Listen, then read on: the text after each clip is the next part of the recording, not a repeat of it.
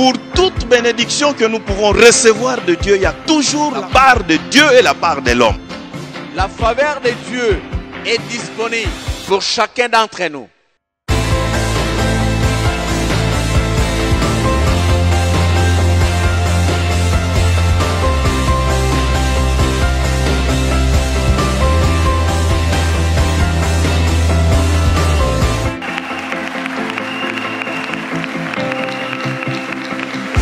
Ça, il y a que Dieu dont il pourrait faire.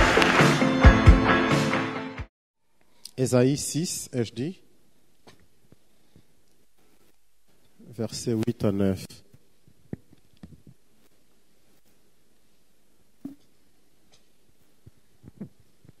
Je pense que vous avez trouvé, nous pouvons lire Ésaïe chapitre 6, versets 8 à 9.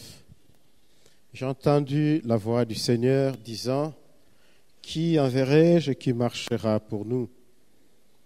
J'ai répondu, « Mais voici, envoie-moi. » Il dit alors, « Va et dis à ce peuple, vous entendrez et vous ne comprendrez rien. Vous verrez, mais vous ne saisirez point. » Amen. Actes chapitre 1.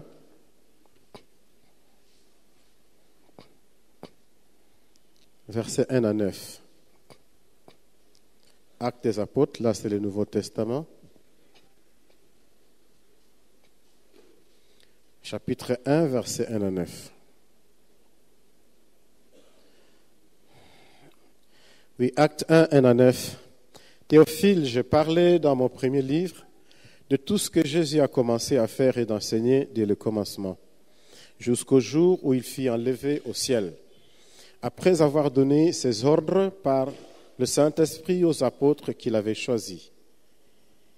Après qu'il y eut souffert, il leur apparut vivant et leur en donnant plusieurs preuves, se montra à eux pendant 40 jours et parlant de choses qui concernent le royaume de Dieu. Comme il se trouvait avec eux, il leur recommanda de ne pas s'éloigner de Jérusalem, mais d'attendre ce que le Père avait promis, c'est que je vous ai annoncé, leur dit-il, car Jean a baptisé d'eau, mais dans peu de jours, vous serez baptisés du Saint-Esprit. Alors les apôtres réunis lui demandèrent, « Seigneur, est-ce en ce temps que tu rétabliras le royaume d'Israël ?» Il leur répondit, « Ce n'est pas à vous de connaître le temps ou le moment que Dieu, le Père, a fixé de sa propre autorité, mais vous recevrez une puissance.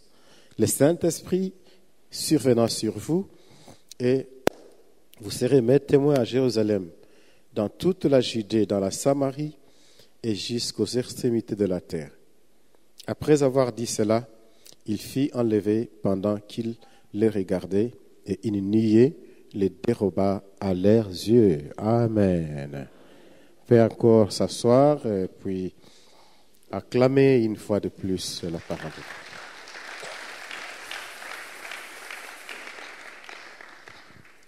Amen.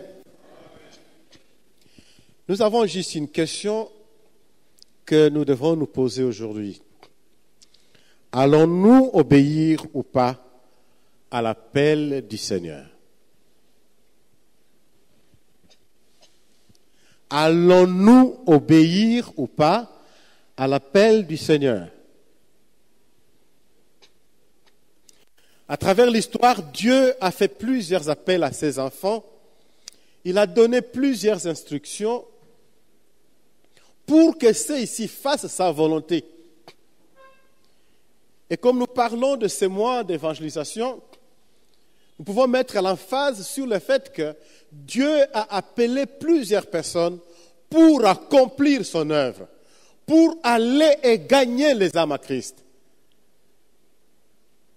Et aujourd'hui, on peut se poser cette question.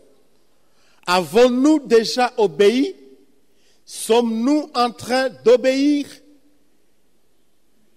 Non seulement en tant qu'Église comme telle qui s'engage dans l'évangélisation, mais aussi chacun individuellement.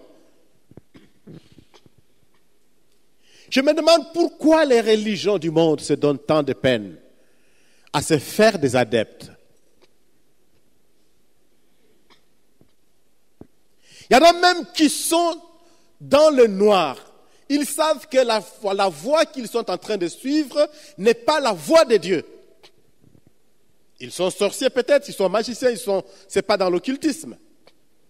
Mais ils sont armés de courage pour chercher des membres, des adeptes pour leur ordre mystique. Ils se donnent corps et âme pour augmenter leur mouvement. Pourquoi tout cela?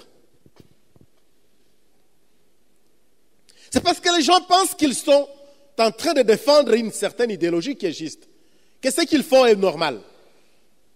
Et ils aimeraient que leur idéologie, ou c'est pas leurs enseignements, leur doctrine, soit connue de tous, que s'il est possible, le monde entier soit rempli de leur doctrine.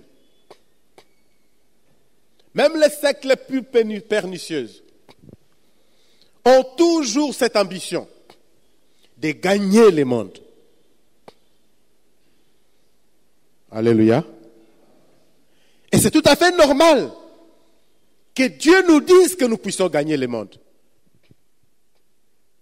Lorsqu'on lit dans la parole, déjà, on se rend compte que déjà au début, quand Dieu a créé le monde, il crée l'homme et la femme, la mission qu'il donne à l'homme et la femme, c'était quoi? La mondialisation. Soyez féconds et faites quoi? Remplissez la terre. Remplissez la terre. Et celui qui remplit la terre doit s'occuper de ceux-là qu'il est en train de mettre au monde pour leur montrer la seule voie, la voie de la lumière, la voie du salut en Jésus-Christ. Et c'est ça, ce que le Seigneur nous demande. Vous êtes là?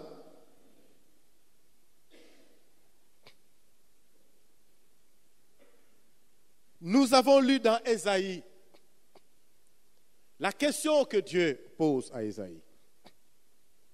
Il est vrai, parfois quand je lis, je me dis, mais qu'est-ce qui se passe? Au chapitre 1, nous avons un Ésaïe qui est en train de prophétiser. Vous vous rendrez compte clairement, il est dit prophétie d'Ésaïe, fils d'Amoch, de Juda et Jérusalem. Et il a commencé à prophétiser dès le verset 2. Cieux, écoutez, il a prophétisé. Quand vous irez jusqu'au chapitre 2, il continue à prophétiser. Mais comment se fait-il que c'est au chapitre 6 qu'on va lui poser la question, qui enverrai-je? C'est que Dieu voulait lui donner déjà le goût de la prophétie. Dieu l'a préparé. Et il a commencé à parler de la part de Dieu. Il a prophétisé de la part du Seigneur. Ça n'a pas été fait pendant un jour. Peut-être pendant un mois. Quelques mois. Et maintenant, Dieu veut se rendre compte qu'il est prêt vraiment à travailler pour lui. Tu as prophétisé, d'accord. Je t'ai vu, je t'ai donné une parole. Tu l'as annoncé. Parce que en ce temps-là, quand un prophète reçoit un message, comme c'était le cas avec Ésaïe, il vient à Jérusalem, il va du bout de la ville jusqu'à l'autre, il prêche, il parle, il parle. Il va d'un autre coin jusqu'à l'autre, il prêche, il parle. Il n'y avait pas de radio ni de télévision. Il n'y avait pas de micro. On parlait seulement de bouche à oreille. Et il devrait se servir de sa bouche. Et Dieu lui dit, qui enverrai-je? Qui enverrai-je? Qui marchera pour nous? Qui va les parler pour que mon peuple entende ma parole? Qui enverrai-je? Et Ésaïe dit, me voici Seigneur. Fais quoi? Alléluia. Me voici Seigneur, envoie-moi.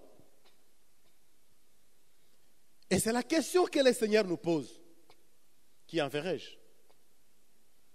Telle n'était pas la pensée du Seigneur. Et Seigneur dit, il ne vous appartient pas de connaître le jour. Quant à vous, voici ce qui vous concerne. Vous recevrez une puissance. Alléluia. Ne vous préoccupez pas de ces choses. Quand est-ce que Dieu va rétablir le royaume d'Israël, la royauté, et quand est-ce qu'il va donner à Israël sa place dans le temps. Ce n'est pas votre affaire. Mais vous recevrez une puissance pour quel but? Pour que vous deveniez qui? Mes témoins. Pour devenir qui? Mes témoins et parler de moi. Y a-t-il quelqu'un qui pense avoir reçu le don du Saint-Esprit ici? Oh, levez la main. Alléluia. Si tu l'as reçu, le Seigneur te dit, c'est pour que tu sois qui? Le témoin. Pour être qui? Le témoin, c'est celui qui doit parler de Jésus-Christ à d'autres. C'est pour devenir un gagneur d'âme. C'est ce que le Seigneur nous demande. Voyons un peu maintenant l'exemple des disciples. Les disciples que le Seigneur a donnés. Jésus a prêché par l'exemple. Il a guéri les malades. Partout où il prêchait, il a guéri les malades. Les apôtres ont fait aussi la même chose. Partout où ils prêchaient, ils ont fait quoi? Ils ont guéri les malades. Si on voit, vraiment on lit le Nouveau Testament, on se rend compte que, au fait, ces gens, pour moi, je dis, ils obéissent à ce que le Christ a dit. Peu importe les analyses de beaucoup de gens qui disent qu'ils n'ont pas obéi, mais je dis qu'ils ont obéi. Ils ont fait ce que le Seigneur a dit, selon que Dieu leur a donné de le faire, même s'ils avaient des faiblesses. On se rendra compte que Christ va dire, le Fils ne fait rien qu'il ne voit faire au Père. Car ce que le Père fait, le Fils le fait aussi comment? Pareillement. C'est dire que Jésus-Christ se référait à Dieu le Père. Et ce que le Père faisait, lui aussi le fait. Et quand il dit ça, il s'adresse directement aux apôtres pour leur dire, moi aussi, j'ai fait, vous aussi, vous devez faire. Ce que vous me voyez faire, à votre tour, faites quoi? Faites-le aussi. Amen. C'est comme cela, c'est comme les enfants dans une maison. L'enfant vient au monde sans connaissance. Mais comment il apprend à parler? Comment il apprend à dire merci? Comment il apprend à prier? Comment il apprend même à faire le mal? C'est toujours par imitation. N'est-ce pas? C'est pour cela que dans la maison, quand les parents sont toujours en train de se chamailler, de crier, les enfants auront aussi plutôt tendance à crier, à se chamailler. Pourquoi? Parce qu'ils suivent le modèle, l'exemple. Nous avons un modèle parfait. C'est Jésus-Christ, le Fils de Dieu. Notre modèle à nous, ce n'est pas quelqu'un qui injurie, ce n'est pas quelqu'un qui se fâche, mais quelqu'un qui nous dit qu'il a prêché la bonne nouvelle. Et il a dit aux hommes, répentez-vous, car le royaume des cieux s'est approché. Et maintenant que lui nous a montré cette voie, il nous dit, faites comme moi. Alléluia. Le modèle que nous suivons, nous, c'est un modèle parfait. Jésus-Christ nous a montré l'exemple. Les disciples ont suivi l'exemple de Jésus. J'aime bien lorsque la Bible dit, dans Jean, d'abord avant d'aller plus loin, oui, ce que j'avais dit, c'était Jean chapitre 5, verset 19 à 21, le temps de le lire comme nous manque. Plus loin, j'aime ce que la Bible dit sur Jésus. On dit Jésus était rempli du Saint-Esprit. Et quand on dit que Jésus était rempli du Saint-Esprit, plus loin, on va aussi nous dire que les apôtres étaient comment?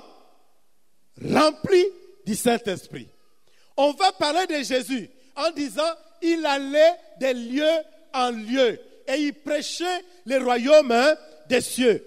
Et qu'en est-il des apôtres? Dans les actes des apôtres, on dit aussi, ils allèrent de lieu en lieu pour prêcher quoi? Les royaumes des cieux. Alléluia. Voilà un exemple. Christ a fait cela, les apôtres ont fait. Maintenant, c'est notre tour. Alléluia. C'est notre tour d'aller et de faire comme les apôtres, de faire comme Jésus. Ces disciples qui ont agi textuellement comme leur maître, ils ne sont pas du tout extraordinaires. Ce sont les hommes de la même nature que nous. D'ailleurs, les niveaux d'instruction que plusieurs avons aujourd'hui dépassent les niveaux d'instruction qu'eux avaient. Mais ils ont fait confiance en leur maître. Ils n'ont pas regardé leur niveau d'instruction parce qu'ils n'en avaient pas, pour la majorité d'ailleurs. À part quelques-uns comme Jean, qui était déjà dans la grande famille, qui savait lire et écrire. En tout cas, la majorité des apôtres, et puis d'autres comme Matthieu. Mais la majorité ne connaissait ni lire ni écrire. C'était que des pécheurs. Mais ils n'ont pas regardé à leur état pour dire qu'on ne sait pas lire ni écrire. Pierre laisse même un livre que lui n'a pas écrit, mais que son secrétaire a écrit sur sa dictée. Pourquoi? Parce qu'il était confiant que ce qu'il a reçu du Seigneur doit être gardé. Il n'a pas regardé sa situation, mais il a dit, je vais faire la volonté de mon maître. Alléluia. Est-ce que quand Jésus-Christ donnait ses ordres aux apôtres, ne savait-il pas qu'il s'adressait aux gens qui sont faibles? Ne savait-il pas cela? Est-ce qu'il ne savait pas qu'il s'adressait à des gens qui sont des illettrés? Ne savait-il pas cela? Il le savait. Et maintenant, si le Seigneur s'adresse à toi, est-ce que tu ne sais pas que tu es aussi faible? Ne sait-il pas cela? Il le sait ou il ne le sait pas? Est-ce qu'il ne sait pas que tu travailles? Il sait ou il ne sait pas? Est-ce qu'il ne sait pas que tu es occupé par rapport à la vie de ce monde? Le sait-il ou ne le sait-il pas? Il le sait, n'est-ce pas? Mais à toi, il te dit, cherche-moi une âme en Christ. L'as-tu trouvé au cours de ces mois? As-tu gagné cette âme au cours de ces mois? As-tu prêché l'évangile? Voilà pourquoi nous nous posons la question. Allons-nous obéir ou pas à l'appel de qui? Du Seigneur. C'est ça notre seul thème d'aujourd'hui. Allons-nous obéir ou pas aux ordres du Seigneur? Ces gens ont fait leur travail, ils sont allés à Jérusalem, ils sont allés à Judée, ils sont allés à Samarie, et partout, la Bible dit que le Seigneur était avec eux. Voilà pourquoi il ajoutait chaque jour à l'église ceux qui étaient sauvés, parce qu'ils étaient à tout moment en train de prêcher la bonne nouvelle du salut. Mais la grande question, c'est de savoir comment ces gens ont-ils cru au Seigneur? Et comment nous autres, nous avons cru? Y a-t-il une différence? Comment ces gens ont-ils reçu la parole de Dieu? Et comment l'avons-nous reçue? Comment ces gens ont pu travailler de cette façon avec des résultats spectaculaires qui sont gravés, qui sont des empreintes indélébiles dans toute l'histoire? Des gens qui sont des illettrés, sans instruction, mais ils ont impacté leur monde. Et aujourd'hui, l'évangile est rempli dans le monde. S'ils n'avaient pas travaillé, nous n'aurons rien reçu. Mais comme ils ont travaillé, il y avait une suite logique. Alléluia. Donc si nous ne travaillons pas, nous allons faire une cassure. Et la cassure fera que, par rapport à toi, les gens qui auraient entendu l'évangile, les gens qui seraient sauvés, les gens qui seraient devenus des enfants de Dieu, ne trouveront pas le salut, ne deviendront pas enfants de Dieu parce que tu n'as pas prêché. Et le temps nous est donné de nous racheter. Voulez-vous dire Amen? Dites bien Amen. Le temps nous est donné. Hier, je posais bien cette question, Seigneur. Mais qu'est-ce que ces gens ont fait? En quoi ont-ils été spéciaux? Et je continue à me poser des questions. Est-ce que c'est ça que le Seigneur m'a dit toute la nuit? J'ai eu un rêve plusieurs fois, je ne sais pas si c'est 10 fois ou combien de fois, où on n'était que dans l'étude biblique, en train de voir dans tout le Nouveau Testament toutes les situations dans lesquelles le Seigneur se trouvait. En train de nous présenter dans ces rêves-là, et à travers cette étude biblique qu'on faisait, on était là, beaucoup de membres de l'Église, que chaque situation était un problème. C'est ce que j'ai eu en rêve aujourd'hui. Chaque situation, quand vous lisez le Nouveau Testament, c'était un problème. Mais à chaque problème correspondait une solution. Alléluia. À chaque problème, il y avait une solution et jamais Christ a manqué à sa promesse. Il s'est montré fidèle parce qu'il est un Dieu fidèle.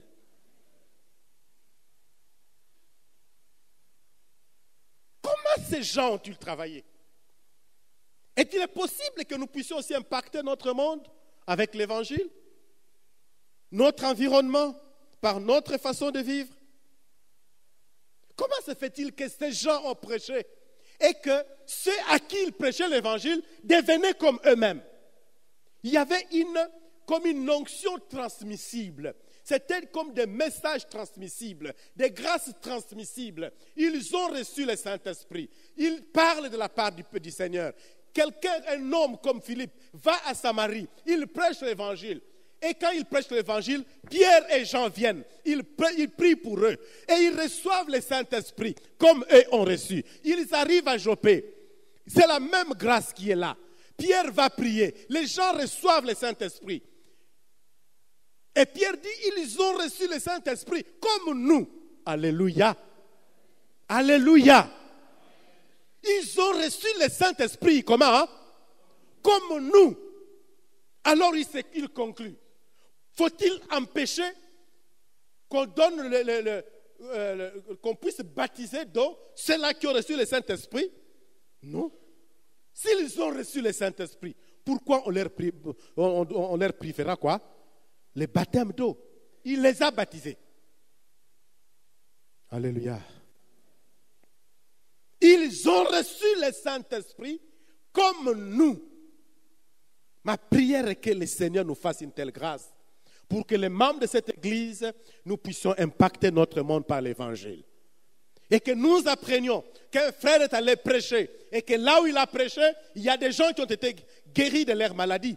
Une sœur est allée prêcher et là où elle a prêché, il y a des gens qui ont parlé en langue. Il y a quelqu'un qui est allé prêcher et d'autres ont été baptisés du Saint-Esprit. La grâce qui était dans les apôtres, en Jésus d'abord, on l'a retrouvée chez les apôtres. Et quand on parle de les apôtres, on voit auprès des disciples, de ceux qui ont été gagnés par les apôtres, dont les Paul et bien d'autres qui n'étaient pas avec Jésus-Christ. Ils ont eu la même grâce. Et nous avons aussi cette possibilité-là de travailler de la même manière. La faveur de Dieu n'est pas arrivée à sa fin. La grâce de Dieu est là. Et le Seigneur peut encore se servir de nous aujourd'hui. Vous le croyez? Alléluia. C'est possible. Allons-nous obéir à l'ordre du Seigneur? Jésus dit, la lumière est pour peu de temps dans ce monde. Travaillez pendant qu'il fait jour. Parce que la nuit approche. Ça signifie que la fin, c'est pour bientôt. Travaillez. Parce que nous ne savons ni le jour ni l'heure. Et j'aime encore un passage quand Jésus parle du jour ou de la nuit ou des ténèbres et de la lumière, où il dit dans Jean 3, 19, la lumière est venue dans le monde, mais les hommes ont préféré quoi? Les ténèbres. Voilà pourquoi il nous dit travaillez pour que les gens puissent quitter les ténèbres et viennent vers la lumière. Travaillez. N'y a-t-il pas dans nos maisons des gens qui sont dans les ténèbres? Est-ce que tu as déjà eu le temps de prier pour cela? As-tu déjà eu le courage de leur parler de Jésus-Christ? Clairement. pour leur dire, croyez en Jésus, et recevez la bonne nouvelle du salut, et vous serez sauvés.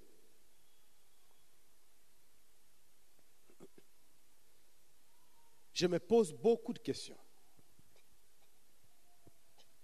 Quand je vois tout ce que nous avons fourni comme effort dans le domaine de l'évangélisation, je pense qu'on pouvait avoir même 3 cultes, plein de membres. Vrai ou faux? Vrai ou faux? Mais qu'est-ce qui cloche? D'où vient que les choses ne sont pas faites ainsi? Avons-nous confiance au Seigneur qui nous envoie? Ou est-ce que nous avons plus confiance en nos méthodes? Je suis théologien, mais s'il vous plaît, je vous dis qu'il y a des choses auxquelles je commence à ne pas croire tellement. On nous a appris toutes ces méthodes d'évangélisation, mais je ne crois plus tellement à ces méthodes. Je me dis que nous devons rechercher le Seigneur pour qu'il nous oriente comme lui l'entend. Parce que s'il s'agissait des méthodes, on ne serait pas là où on est. Moi, je dis que nous avons besoin d'une certaine faveur du Seigneur. Peut-être que nous n'avons pas encore. Et les jours où nous en aurons, nos efforts seront même moindres. Mais nous allons voir la croissance venir. Je crois au moins à cela. Les gens ont inventé des méthodes. Ils ont créé même des instruments, des outils pour l'évangélisation, films, beaucoup d'histoires. Mais ils sont nombreux ceux-là qui ont des églises qui sont tièdes, des églises qui sont presque vides. Mais dans leur bureau, c'est plein de méthodes, c'est plein d'outils pour l'évangélisation. J'ai de la peine à croire encore à ces choses. Seigneur, viens-nous en aide et révèle-toi. J'aimerais que chacun apprenne à prier, à chercher au Seigneur pour lui dire, Seigneur, montre-nous la voie que nous devons suivre. Fais-nous connaître ta voie. Comment nous devons parler de toi? Peut-être les comment, nous en avons déjà. On sait comment prêcher, on sait. Mais nous avons besoin de sa faveur. Alléluia. Réclamons cette faveur-là. Je suppose que nous devons rechercher cette faveur. Et les jours où nous en aurons, les choses ne seront pas telles qu'elles sont aujourd'hui.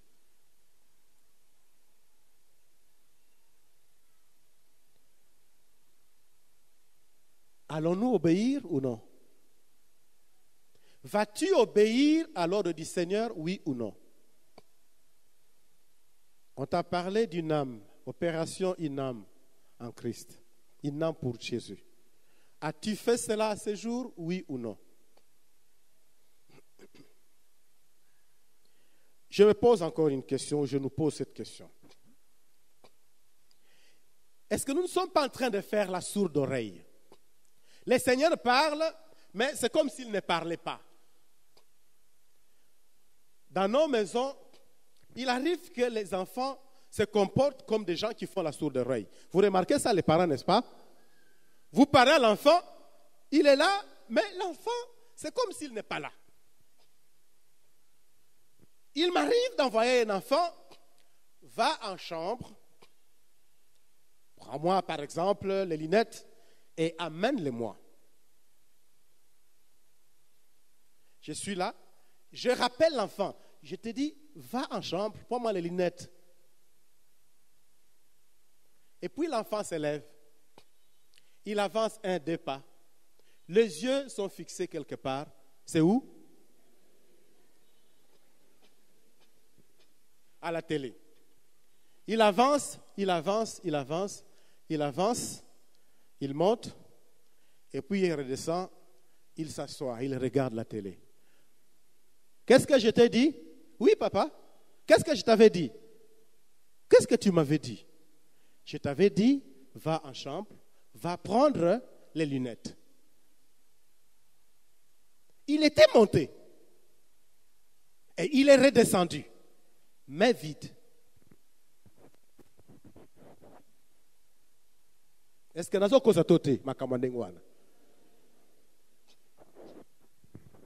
On dit il fait la sourde oreille, c'est comme s'il n'entend pas. Quand il est devant un centre d'intérêt, la télévision, ça l'influence.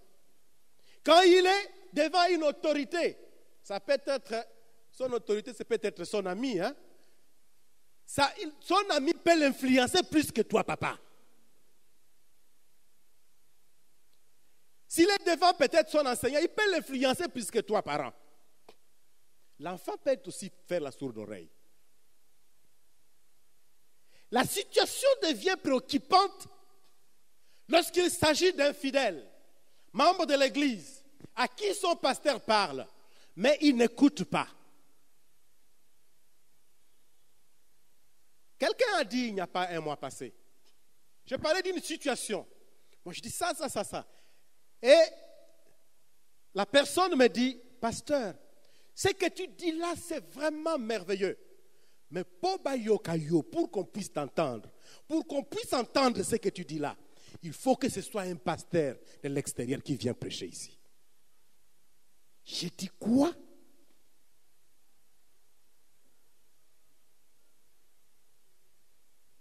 Pire encore, je prêche un jour ici.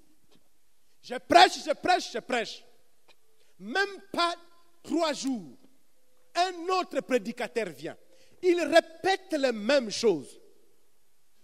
Tout ce que je dis, c'est comme si personne n'a entendu. Mais ce que l'autre a dit enfin, ils ont suivi ça. Voilà ce qui a amené l'autre à dire, si c'est un autre qui vient de l'extérieur, ils vont écouter. La sourde oreille.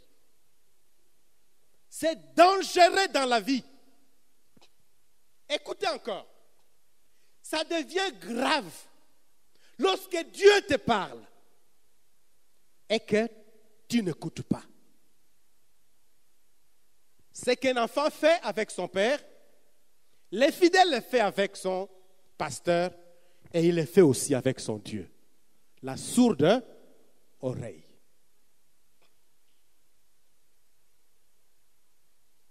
Et Ésaïe, Dieu a dit à Ésaïe, va dire à ces gens, ils entendront, mais ils feront quoi? Ils ne comprendront pas. Ils ont fermé leurs oreilles. Ils ont bouché leurs oreilles. Ils ont déjà beaucoup d'histoires dans leur cœur, des préjugés, et ils ne veulent pas entendre. Ça devient grave lorsque Dieu, ton Dieu, te parle et que tu ne suives pas son instruction. C'est grave, très grave. Faire la sourde oreille à Dieu. Allez et faites de toutes les nations des disciples. Opération in âme à Christ. Et cette semaine, ce sera la campagne d'évangélisation. Allons-nous donner la main d'association pour le travail ou est-ce que nous serons toujours en train de faire la sourde oreille?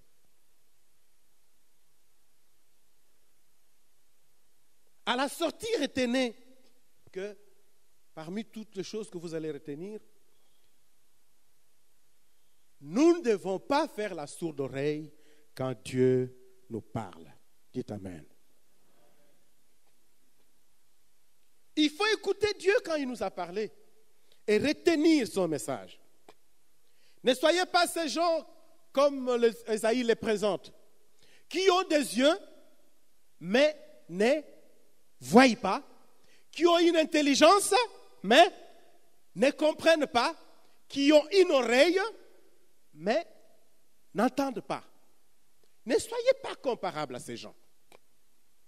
Sinon, nous serons semblables à d'autres qu'Ésaïe toujours présente, ceux qu'il appelle des sourds et des muets, des aveugles, et des sourds.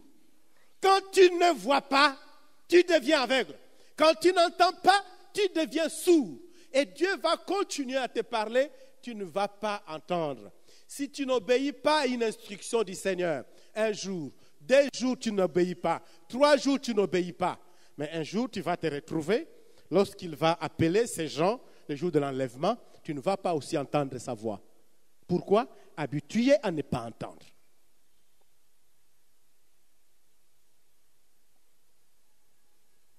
La Bible dit que la voix du Seigneur, comme une trompette, retentira.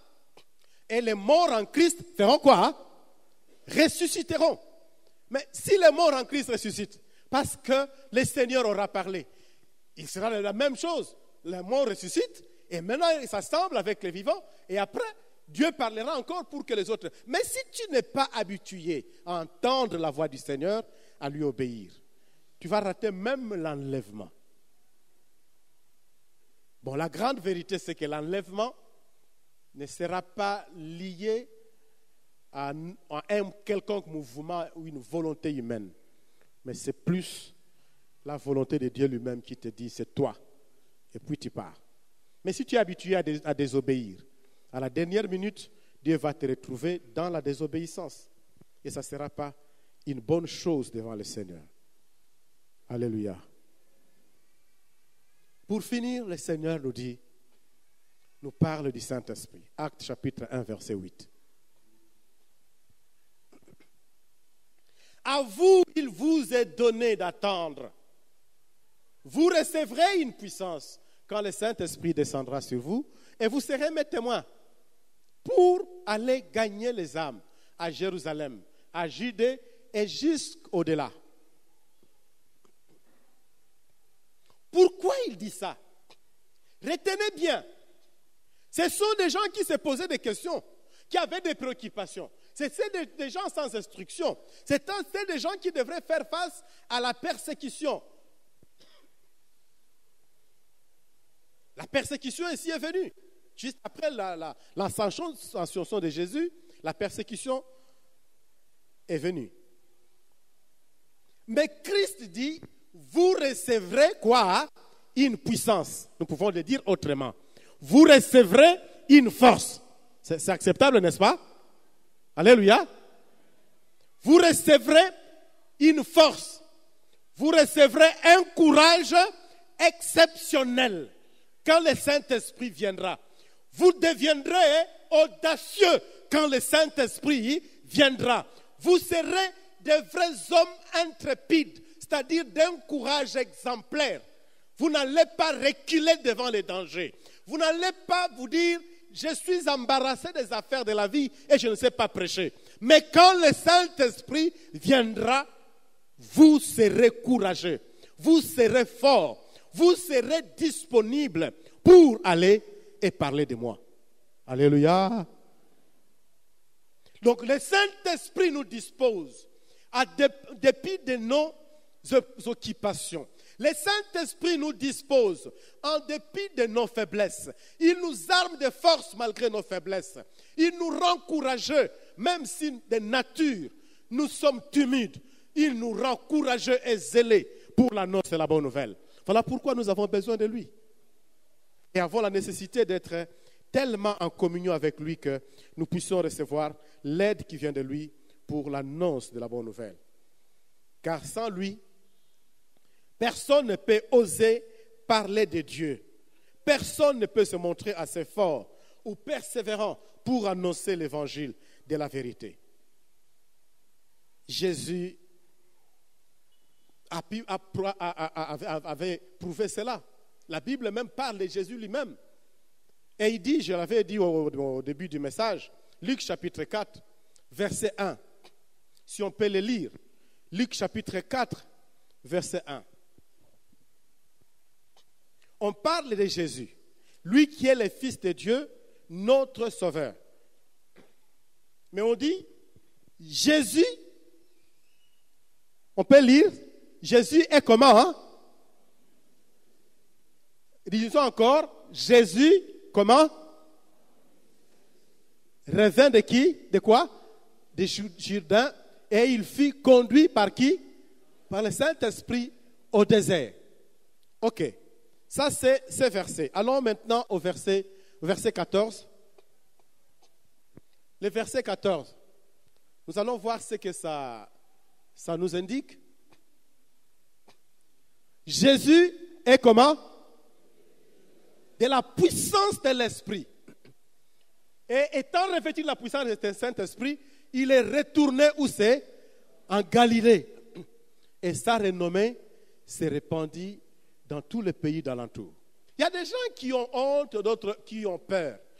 Tu deviendras puissant en osant. Il faut oser. Tu as prêché, la personne reçoit Christ, tu dis, est-ce qu'il y a un malade ici? Pose cette question. Alléluia. Pose cette question, est-ce qu'il y a un malade ici? Oui, il y a quelqu'un qui est malade dans la maison. Allons-y, on va prier pour lui. Va prier pour la personne. Impose la main. Tu vas au nom du Seigneur. Tu as un mandat que tu as reçu de la part du Seigneur. Tu peux donc imposer la main sur les malades parce que tu as l'Esprit de Dieu. Dites bien Amen. Prie avec conviction. Ne cherche pas à multiplier des prières. Tu peux venir devant un malade, tu imposes, tu lui dis, papa ou maman, je vais prier pour toi. Est-ce que tu crois que le Seigneur peut te guérir? Il dit oui, ça suffit. Il dit, je vais prier pour toi. Il dit, au nom de Jésus de Nazareth, je te déclare guéri de ta maladie. Sois guéri au nom de Jésus. Amen.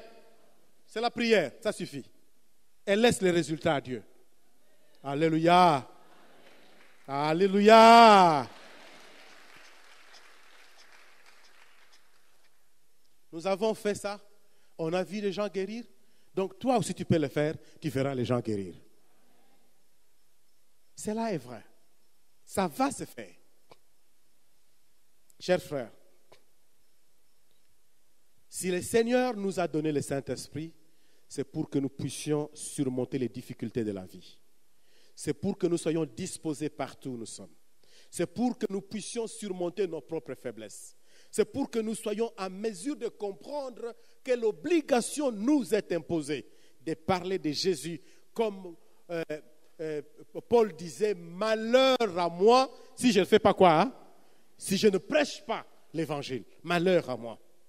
Le temps est venu de comprendre que le Saint-Esprit est là et il doit nous accompagner pour que nous annoncions l'évangile. Cette semaine, c'est la semaine de la récupération. Dites Amen. L'homme bien Amen. Cette semaine, c'est quoi? Hein? C'est la semaine de la récupération. Hein? À l'université ou au secondaire, on parle même du repêchage, n'est-ce pas? Alors, on veut vous faire passer à la deuxième session. Si tu n'es pas passé à la première session, il y a une possibilité pour la deuxième session. Alléluia. On dit bien Amen. La possibilité est là pour la deuxième session. Pour que tu y ailles et que tu prêches l'évangile. Pour que tu y ailles et que tu gagnes les âmes. Cela est possible, n'est-ce pas? Alléluia. Alors, avant que nous puissions prier, y a-t-il quelqu'un qui est malade au milieu de nous? Est-ce qu'il y a un malade? Lève-toi.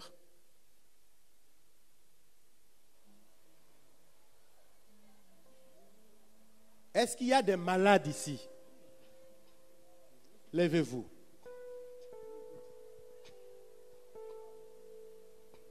Je demande aux hommes et aux femmes de foi de lever leurs mains vers les malades.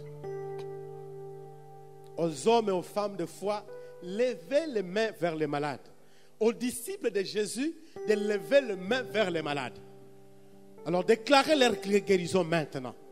Priez maintenant avec foi et déclarez leur guérison. Priez le Seigneur. Je vais vous entendre prier. Déclarez la guérison pour chacun d'eux.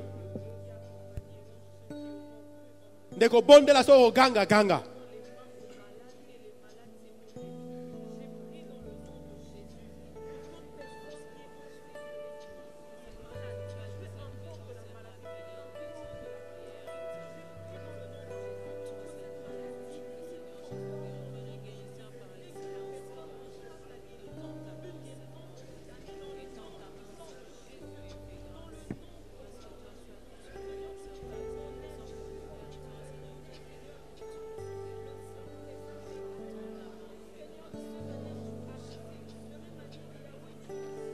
Merci Jésus.